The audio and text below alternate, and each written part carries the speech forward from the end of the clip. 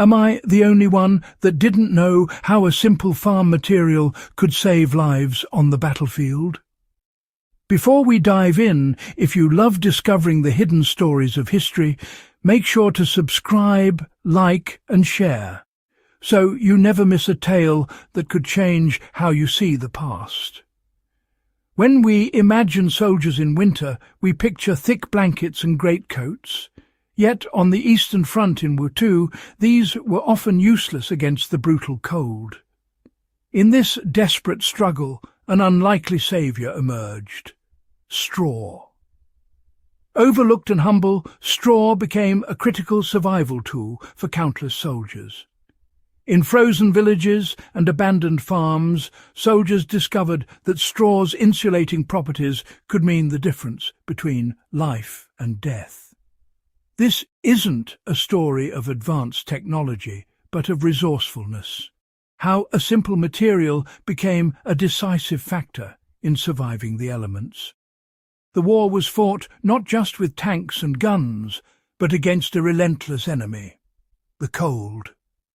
Straw's effectiveness was battlefield wisdom, passed from veteran to recruit, as vital as knowing how to clean a rifle. This is the story of how the ordinary became extraordinary in the frozen fields of war. The Eastern Front's winters were merciless, with temperatures plunging to -40°C. Standard-issue wool uniforms and blankets, while decent in moderate cold, failed miserably in these conditions. Wool loses its insulating power when wet, and keeping anything dry in trenches was nearly impossible. Soldiers slept in damp dugouts, marched through slush, and wore waterlogged gear that only made the cold worse. The bulk and weight of wet wool restricted movement and sapped energy. The gear meant to protect them became a burden, and the cold demanded a new solution. The gap between what soldiers were given and what they needed forced them to improvise. They needed something that could handle moisture and was easy to find. The answer was straw. Why did straw work so well? It's all about insulation, trapping air to slow heat loss. Each hollow stalk of straw holds air, creating a natural thermal barrier. Unlike blankets that compress and lose loft, loose straw keeps its insulating structure even under weight. Straw's waxy surface resists water, so even when damp, it doesn't become a heat-sapping sponge. The core of a straw pile often stays dry and warm, unlike soaked wool. In a world of perpetual damp, straw's resilience was a lifesaver. Nature's design made straw a high-performance insulator, available in every barn and field. Sometimes the simplest solution is the most effective. Soldiers quickly learned to use straw in ingenious ways. The most vital use was bedding. Thick straw mattresses insulated them from the frozen ground. Burrowing into straw piles, they created cocoons that trapped warmth and blocked the cold. Soldiers stuffed straw into their jackets and trousers, creating bulky but warm layers.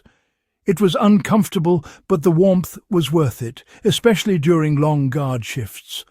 Boots lined with straw kept feet dry and warm, preventing frostbite and trench foot. Straw could be replaced daily, unlike perpetually damp socks. In shelters, straw-lined floors and walls blocked drafts and even mixed with mud for insulation. From clothing to bunkers, straw's versatility was limited only by a soldier's imagination. It was the ultimate tool for survival. In survival, comfort is secondary. Staying dry is everything. Moisture is the enemy. Wet materials leach heat away rapidly. Wool feels comforting when dry, but in trenches it became a dangerous liability once wet. Straw, though scratchy and far from luxurious, resisted moisture and kept insulation where it mattered. Soldiers sacrificed comfort for effectiveness, choosing straw's prickly warmth over the illusion of a soft, wet blanket. The lesson: survival demands function over feeling. Modern outdoor gear follows the same principle. Stay dry to stay alive. The soldier's choice of straw was a rational, life-saving decision. In the end, dryness always trumps comfort. The story of straw is more than history. It's a timeless survival lesson. The principles of insulation and dryness are as relevant today as ever.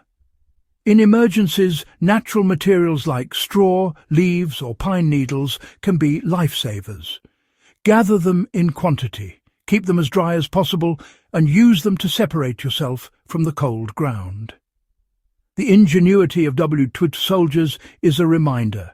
Technology can fail, but knowledge endures. True survival depends on resourcefulness and the ability to adapt. A pile of straw or dry leaves isn't just debris, it's a potential lifeline. The real hero is the human mind, turning the ordinary into the extraordinary.